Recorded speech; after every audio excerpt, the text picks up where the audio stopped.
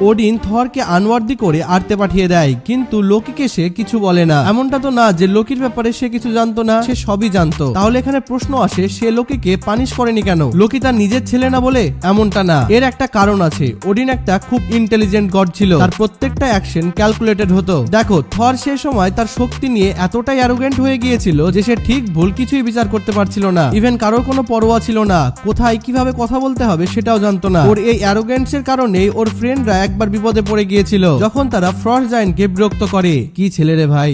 এসব কারণে ওডিন তাকে পানিশ করে আর মিওনির নিয়ে তাকে আর্তে পাঠিয়ে দেয়। এবং অন্যদিকে লোকি যেমনই হোক, সে সব সময় অনেক স্মার্ট। সে প্রত্যেকটা সিচুয়েশনে সঠিক সিদ্ধান্ত নিত। হ্যাঁ, অবভিয়াসলি সেটা খারাপ কাজের জন্য। সে জানে কখন কোথায় কতটুকু কথা বলা যাবে, এবং সে কখনোই কোনো কিছু না ভেবে কিছু করে না। এবং ওডিন জানতো লোকি সময়ের সঙ্গে সঙ্গে ঠিক হয়ে যাবে। গেস হোয়াট, আজকে লোকির মতো কেউ নেই, কিন্তু থরকে যদি ঠিক করতে হয় তাহলে তাকে পানিশ করাটাই বেটার। তো এই বিষয়ে তোমরা কি মনে করো কমেন্টে অবশ্যই জানিও, and don't forget to subscribe. By.